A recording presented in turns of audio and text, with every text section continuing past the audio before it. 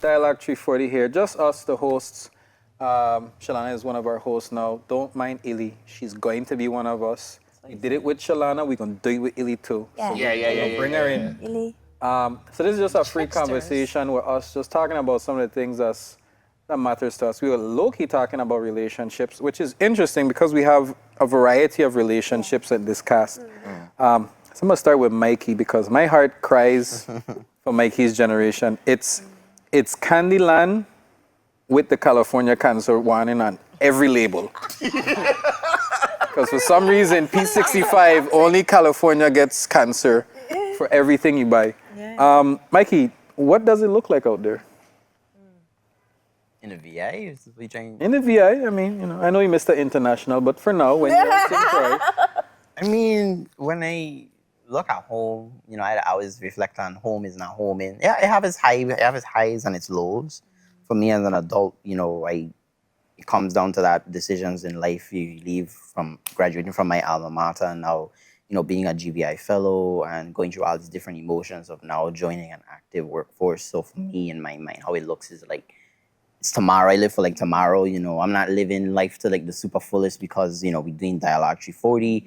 At the same time, I'm in school getting my master's. And then, I'm taking on a lot of other responsibilities for my own self and finding my own path. Just like how y'all were talking about like decisions and knowing what you want. Like for me, I'm still trying to figure out like what I want as a person. So for me, just out there is like, it's stressful at times. And it sucks as time to be a young person in VI because you look to get that, not respect, but that I'm here, utilize me, but they don't. You get like a big brick wall against you, and then you're trying to jump over that wall. But then as soon as you get over that wall, it's like 6 or 4 other walls ahead. So that's kind of like the feelings I guess sometimes at home. I mean, yeah, you fix a road, you fix a building, but I think when it comes to our community and why we did Dialogue 340, because there are very deep-seated issues in our society on a whole. I mean, you have to ask yourself the question as young men, what's a life truly worth today? Like, you could avidly kill somebody dead in the street. It could be over me just stepping on your foot by accident and you kick off a whole situation. I looked at you funny, you didn't appreciate it, you tell me about it. So it's these type of things that I grew up around in these situations where, you hear every day either somebody dead, somebody gets shot, somebody gone missing. So it has a grim aspect to it. There are great aspects, I think, to being a Virgin Islander. And that's why I think we also did Dialogue 340 to be that reason where we could actually have real conversations, not just take a one-sided approach, but to really have a understanding like these are issues that need attention because you could fix a road, you could talk about a building, you could interview somebody important. And this is why for VI History Month, I didn't want to just focus on D. Hamilton Jackson and all the great icons. I think focusing on VI communities, that's real VI history. Yeah. Because in the 21st century of the day, when we look at March 16th of 2025, it's the people now that are making VI history. So Shalana said this on a few podcasts ago. She was like, history is happening right now before us, right? Yeah, correct. From your perspective, history is both the good and the bad. Mm-hmm. What would you say is good history being made or bad history being made right now in the territory? Good history. Wait. I mean, for good history, I think we're doing a good job of. I like seeing like how Stanley and the 10 are now embracing a modern age of technology and information and social media. They're bringing back that cultural aspect to continuing that music. You're seeing young people getting. I like to say shout out to my boy Elijah Mota. You noticing they bringing the steel pan and the drums and the bass back together, trying to bring that. What's that word I'm looking for? Like bring back that vibe of bands and soul back into the territory. Not just gotta be like Bram or soca, however you feel it is. Not just that, but bringing in music and like shout out to Mike Love. We haven't heard anybody like using horns and like active horn arrangements in a soca music song for the carnival season. So I think that's another good thing. Like we're trailblazing ahead and trying to bring back different aspects of our culture, whether it be bambula, quadrille, or whether it be we just had Lady Mac on the show, 2-time Calypsonian. So I mean, like we're seeing a growth in people wanting to participate in the arts. So I think that's a bonus for us. I'm starting to see like young people getting involved. Like there was a couple of young men, and I thought it was really cool that were participating actively in a Senate session where they got to actually speak on the floor. So I think that's something that I think is awesome. That I think we should put more emphasis on that as young men for representation like that. So we're seeing more young people starting to get more involved, not just in politics and government, but on a whole as VI society and law and order and whatnot. I would say for bad history, I would say just bad history stems from the fact of the administration we're in right now with the United States of America with the Trump presidency. So a lot of things are up in question. There's a lot of anxiousness and there's a lot of qualm as to what comes next for such a small territory. Yeah. And the other aspect I think of it is wondering, how do you fix the issues within our societies and how do you increase the peace? Like I said, like, how do you measure what a life is worth? I mean, some of the young men we have in the territory, you know, I think it's starkly concerning when you write an article saying that you have no space to bury anybody, start making other preparations.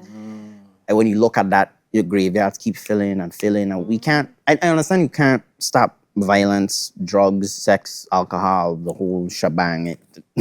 You know, that's not something you could fix overnight. But, you know, I'd say that's a part of the issue is like the crime situation within our own societies and our own communities is an issue. You know, there is no law, there's no order. I mean, anything can happen to anybody, it doesn't matter. I mean, you can shoot in broad daylight, everybody down the beach. Suppose you hit a little kid or a mother walking her kid down the street. To you ain't gonna come and say sorry. You no one gonna ever know what happened. So I think that's an issue. I'm not saying like, we need people to speak up. I mean, I think that's an issue where we're not able to fully understand that, like, we're killing our own people here on the territory, on the island. Like, just the other day in a barber shop, you know, my barber was saying, like, you know what it's like? You cut a dude who been in diapers and now they're in jail, literally being arrested for shooting this. He said, like, he never thought that person would ever, like, down with that. Like, you know, they're actively trying to shoot people and kill people, you know? So it's like, I think that's a bad issue in the VI in terms of what we're not doing in our histories, like, not trying to hold ourselves to, like, and I understand we can't go back to that era where we were very prosperous, Hess and all of that. I understand times have changed, things are different. People's objectives are very different to what they were then. But I would say that's an issue. Our crime issue continues to be a part of history that does affect the Virgin Islands. Like, again, we always making the news for something, high murder capita rate, unsolved murders, tourists ends up dying. So I think that's like an issue we have. And then I think the good is that we're getting more ingrained in what it is to be VI culture. Okay. Oh, sorry, comprehensive. So I think Shalana said something again, leaning on Shalana. It's about what you do for your passion. Not everything is about money. Granted, money is the lube of the real world and you can't not have it. Yeah. However, I think where the VI is in a weird space, you know, is that are we chasing prosperity or are we just chasing wealth? And prosperity and wealth are two different things. You know, same like between being average and being mediocre. Darren, I'm not talking about that yet.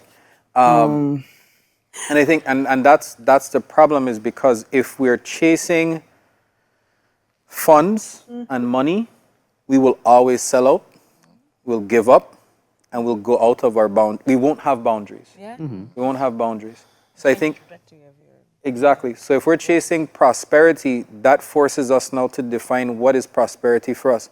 And in my heart of hearts, I truly believe no one wants to be on the street hustling.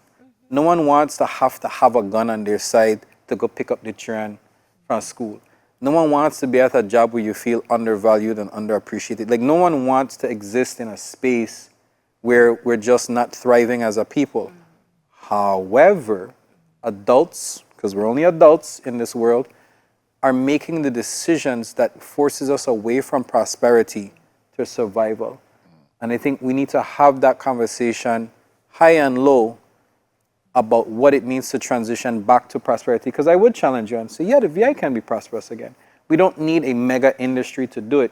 I think all of the 2040 labor studies, all the studies we've seen since Ovensa's departure, that every administration has this idea of how to lift the territory back up, but they never really get to actualize it.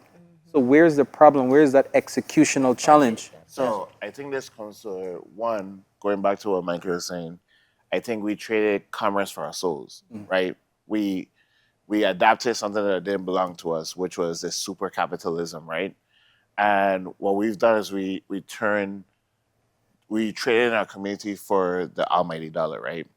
So one of the things I was just thinking about is, like you were saying, we were dependent on tourism and events and those things, but really and truly, a lot of people won't admit it, but a lot of the source of our problems is because we still think trickle down economics work.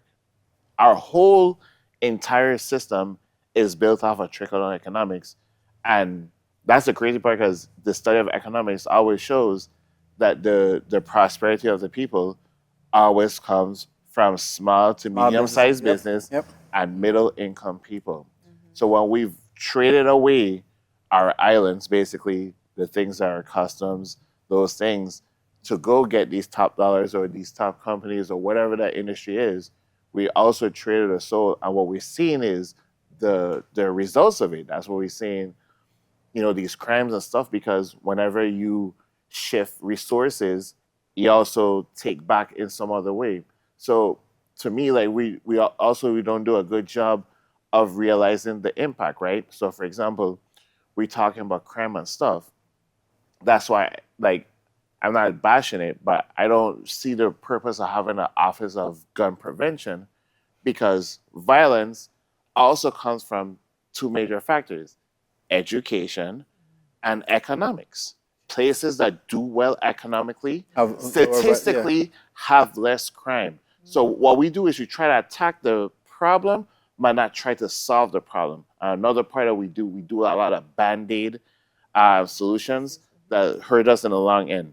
So what we need to start doing, instead of, and I think we get in the trap of, like you was just talking about, administrations the last 4-8 years, but we don't do future planning. What we do is we elect somebody, they wipe away what the last person did, Start over. and we continue to start an over process. Like what we really need, even though we talked about it probably really recently, we need a 20-year plan, an actual generational plan of how we're going to build our territory to a certain degree. But see, if in that, we have to. It would be wonderful if we focused on raising the bottom. Exactly. Rising tide lifts all ships. And I think as our economic strategy, we are top down. So we want a bigger tourism industry. We want to focus on construction. We want to have more financial incentives for businesses, and we want EDA and RT Park and all these big hype. But if you're not helping the bottom, if you can lift the bottom, then everything gets easier. Exactly. Because when the average is no longer, remember you had the $18,000 a year annual salary for government workers back in the day. I mean, granted, they've had steps since then. But when you can lift the base, we get back to the economic times that those who built the system enjoyed it. We're talking about the 1980s, 1970s, 1960s, where you could have a high school degree, you could have a regular job, and still afford to pay rent, have a mortgage. Granted, the economics of yesteryear will never come back. Yeah. That doesn't mean the prosperity of a new economic system isn't there. And before I jump on them too much, I think that's where small businesses are unfortunately keeping the VI behind. As much as GVI tries to pull forward and in their own ways, I think small businesses as an industry, they're actually slowing the Virgin Islands growth because they're holding on to things that are either cultural or comfortable. And I don't want to out people because I need their food in my life. But like, I've said this before, you have businesses that don't want to grow. They don't see the need to grow. How can I make this? There's a widget company on St. Croix. You know, widgets are like fake product. There's a widget company on St. Croix, and they refuse to make more widgets, because I heard this from an accountant. They refuse to make more widgets because it's more work. What? They just don't want to make more because it's just more work. But they're not realizing, well, if you expand, then you're hiring more people. You're creating more opportunities for taxable income. You're possibly creating new memories or new iconic moments for someone who'd want to carry that on. The same way we talk about Brow Soda and Island Dairies and other things. Look at what Island Dairies and Brow Soda has become in its absence. Merchandise, clothes, content. Big up to West Girl, big up to Lace Legacy and everybody that continues to keep the dream of what Island Dairies and Brow Soda used to be, because they grew. So now our childhood becomes our content, which can become a source of revenue. It becomes our merchandise and our clothes, which is something. So that's what I'm saying. Small businesses need to expand beyond their comfort zone to realize we have a waterlocked economy, but we don't have a waterlocked mentality. There you go. But I'll say those are actually businesses that are an example of that because of the not wanting to expand, and they withered away, and now, unfortunately, they become memories than an actual tangible thing. So I think we really like I said, that thing is about, we gotta start, like you said, basically turning small business into medium-sized business or large businesses, and we really have to stop thinking that our savior is somebody's gonna come in from the outside and save us. Like, we gotta save ourselves, and it starts within us, the citizens and the people who care about the land. And I just want us, like, we talk about this thing where generational wealth and these kind of things, but it was something I saw recently in a podcast. Like, we shouldn't be trying to build generational wealth, but it should be about power, sustainability, those things. Because again, we're still trapping a system that doesn't belong to us, and it's like we're focusing on the money. Like, we need the community. We need all these things to survive. Well, to thrive. We need to thrive. Actually, on a little bit of her insight. Culturally, do you think success aligns with what it looks like now? What success was and what success is? Do you think culturally is it the same? I was going to interject that, like, these are questions I'm posing because it's a collective way of finding an answer. I don't know what success looks like to persons. So in our earlier conversations, we talked about people in Virgin ancestry who are impactful, right? And we mentioned, like, people who have Wikipedia pages or something, but we know that it's the everyday community building persons, are the persons who make culture relevant, community relevant. But I don't know what success looks like, because for me, I never wanted to be a super rich person. I wanted to, from the time I was a young woman, I wanted to be able to, like, go on a vacation, go out to eat on the weekend. I used to go Ponderosa with my family on Saturdays. My parents didn't have the most fanciest car, but it got them to work. I always felt really happy in my childhood. Like, that's what success looked like to me. But I don't know now that there is this imagery of the American dream or a universal image to all international spaces of what success looks like.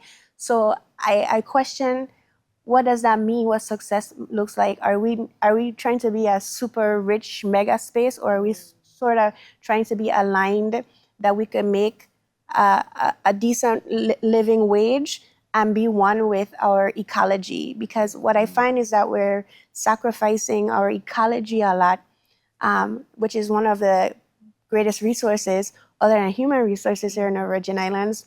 And then that ripples down and trickles down to our tourism product. Look at the North Shore.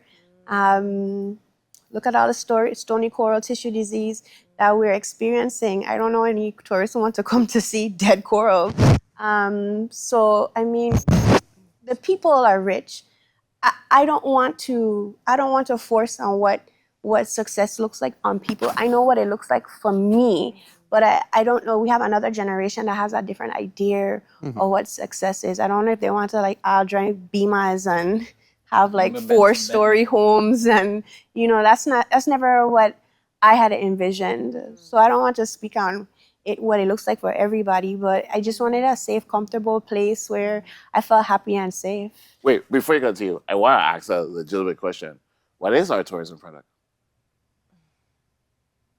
No comment. I think this silence says the answer. No comment. Continue. Proceed. So I like that, and that's something I'd like our audience to weigh on. Like, what is success for you?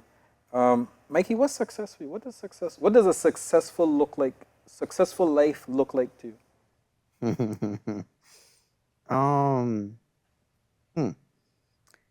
I've always gone with the answer that I want to be comfortable. Like, I know it sounds weird to say that about comfortable. Like, I do want to be well established in anything I do. Mm-hmm. My biggest dream right now is like right now I could say is to finish my master's and roll into a doctoral program. My last, other than that, is finding something that I'm comfortable with and that I enjoy. You know, my mom always told me never have a job just for job's sake. Yeah. So you'll be miserable 24/7. Find something you like to do. So I'm still trying to find that out. But I mean, for me, what looks like success down the road, I mean, like I'm 24 in like a couple weeks.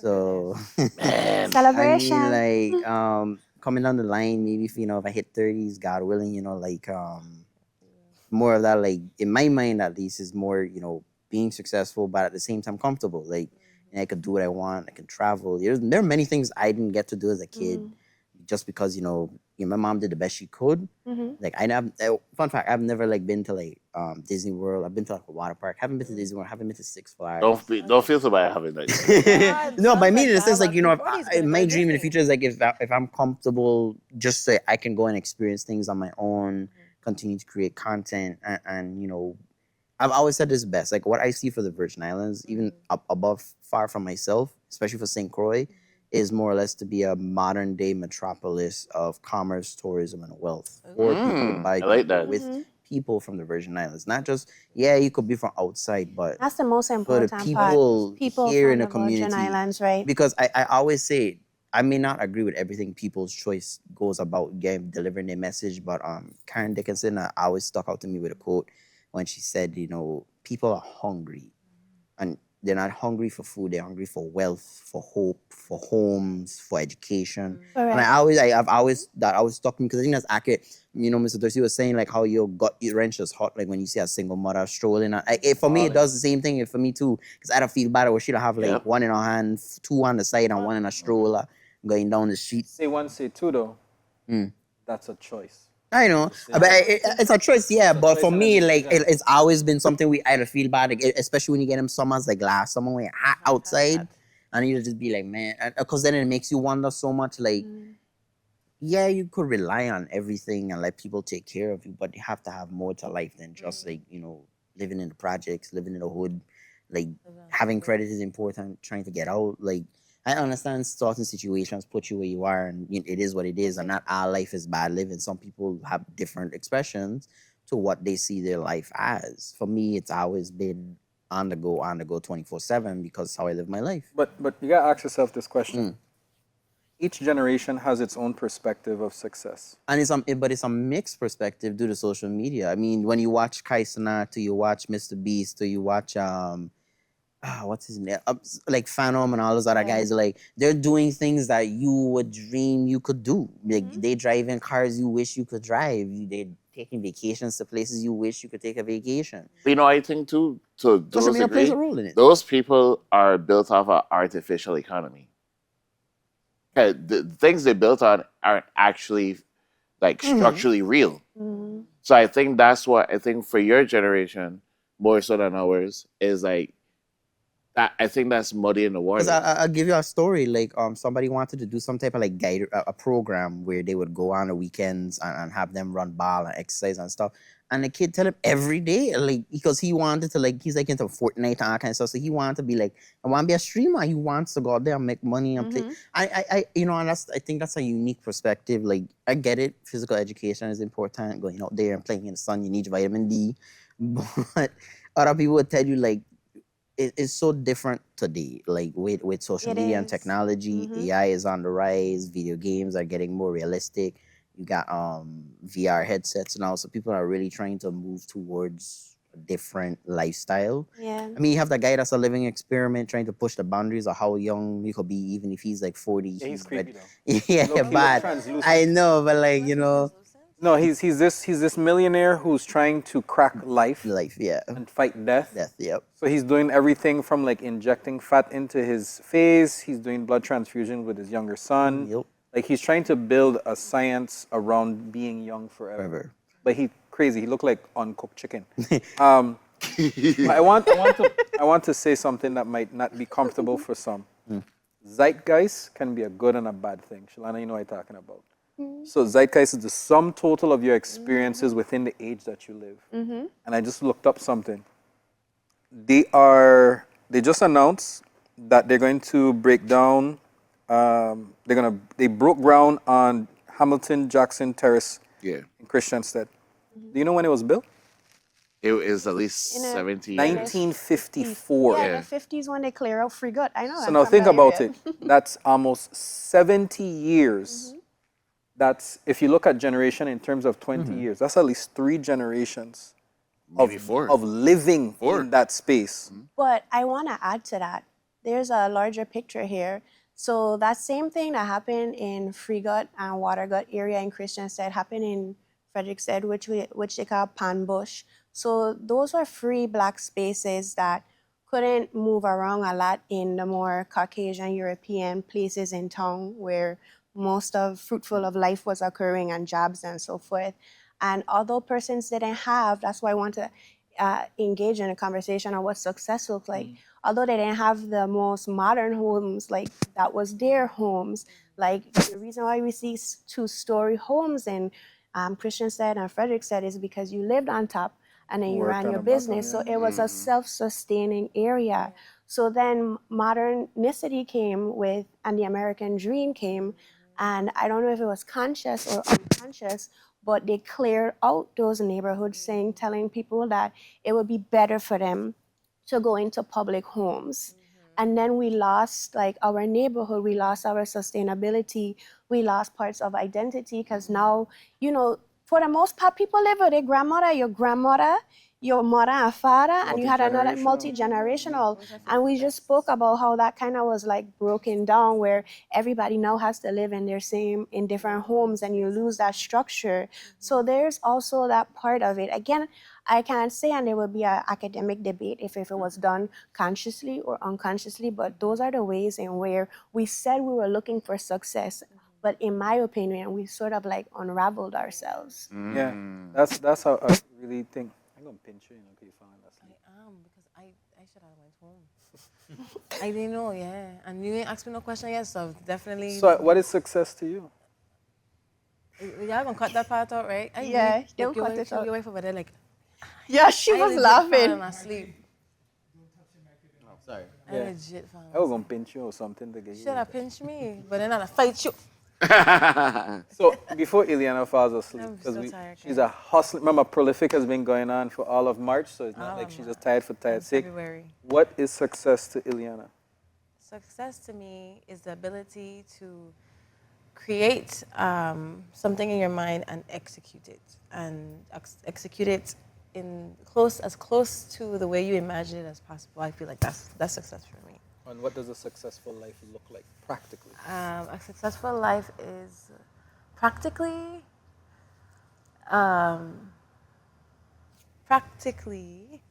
sorry. I don't know how to answer that. A successful life for me, You're being successful. You living in your dreams I mean, like, and like for me, desires. but it's not like how I live in my success is not practical because my husband happens to be like super supportive and it's supposedly unorthodox. It's people always like, oh my gosh, it's so great that he's like that. I'm like, really? That's not normal? He's so supportive in everything that I do. I'd be like, babe, I got so. So he'd be like, okay, I got the kids. I'm like, okay, I'll meet you guys there. Like it's our union, like it works so well. And then all the crazy ideas that I have, he knows I'm gonna do it even if he tell me, babe, no. So because I just it's an itch. It's like something like it's almost like I don't do drugs. I don't drink. My creativity is my drug, and I have to get it done. Wait, I don't care. If you tell me no, oh, it's definitely happening. Yep, I gonna date. Yeah. I will say no for no one. Well, I mean, so there's caveats to this because it's just that doesn't apply to everybody. But I'm just so don't get excited. That sounds like a shot right there to me. Don't get That sounds like a shot. I gotta come true. Don't get excited, And so quick. I just success is being able to have a support system that can help you execute your thoughts and ideas. And I feel like our Caribbean people are very supportive. But then there's also people who are super jealous of what you're doing, and it's because they don't feel like they're seen. And I feel like, okay, if you can't communicate how you feel, like, okay, I want what you have, or I want to be in the same trajectory as you. How can I get that? And we don't ask questions. we don't ask each other, hey, how can you, we're afraid that if we do that, they're going to tell us some BS, like I said, and or they're going to just not support our thing, or they're going to steal our ideas. And so I want to change the dynamics of St. Croix and how we support each other and how we do business with each other, how we support ourselves and push ourselves. And also, I don't have to be reminded about my excellence because I was reminded today. And what are you going to say? I was going to say also, ask for help. I don't know how to ask for help. Ask for help. Let's do it. Ileana, ask for help. Like you said it in a whisper, I appreciate it. That was my Care Bear speed, yeah. There. So unfortunately on this episode, we have to obey the laws of time. Darren, what is success to you? Success for me is, so I try to define success as not in terms of money, materialistic and stuff. Success for me is my ability to help others to be successful. And I think we're missing that because now we're in this hyper materialistic world where we feel like we have to be first place in everything. And I have to have the biggest car, the biggest house, the biggest gold chains. Like, no, sometimes it's about the ability to help others to achieve that. So for me, in all the endeavors I've done with my past nonprofits and stuff, it's really about helping people. And I think that's the community part that we're missing, right? What we've become as a society of I. What can I get from things? How can I look towards the stratosphere and how can I shine the brightest? But it's really about the collective, the Collective, we. yes. We all in a VI do better when we all do well, or at least most. Okay, all might be a little unrealistic, but when There are some all of crabs us in the bucket. are collectively doing well. I like that. And I don't mean to think I know we got to go, but I had started to try and do an art collective VI, and we had a few meetings and we would just create together, and then it just died down because people don't really they want somebody to be a leader, and I'm like, I can't do everything. But you know what the thing is that because we have the savior complex. Somebody gotta come in and just fix everything and change everything, but we don't realize how much stress that puts on a person, how much pressure and all the outside sources that go against them. But I was also gonna say, too, the other thing I see is, let's say you have a great idea, oh that's great, whatever, and come time to come work, everybody disappear like roaches in the That's light. why I don't ask for help. I agree, but I also think that we have to, again, this goes back to, Which is are we sad. thinking about the collective or are we only thinking about ourselves and what we get from it? Because the thing is, just like in economics, we all do well when, like you said, from the bottom up, Lift the bottom. and stop thinking that the top is going to come down and shine on us and give us all the glory and give us the money. It's not a tangible thing. It has to come from all of us. We have to act like a community, be collective, and from there, prosperity will Well, flow. how do you do that? Because it sounds good in a philosophy way, but if we were talking about persons who have government jobs and they're supposed to really be in a knit and grit, how we get people to that is, I'm kind of like going off people who may rebuttal like what we would say right now. Like, how do they get you to be able to be in a collective? Because in order for me to be able to support you, I have to not be drowning myself. Yeah. And a lot of Because we people have- are we have to- drowning. And you Yeah, just we have to Drowning. we have to depoliticize everything because too much politics play too much of a role in everything in the VI. That's not going to happen. about to in a say small it's community. about to say. I know, but I'm it's just saying. what we I'm not live saying it or needs to we go eat it. away. We need to reduce some of it. So, before we get too gone, Shalana, what is success for you? Success for me, like for the whole Virgin Islands, is that there's equity and home ownership. That's a good one. Like once everybody has a home and like maybe a plot of land, I feel like we would have sustainability. Again, my advocation is not for super richness. My advocation is that we are sustainable. Education, ecology, and economy. That's sustainability to me. And I guess there's always going to be people who are extreme capitalists.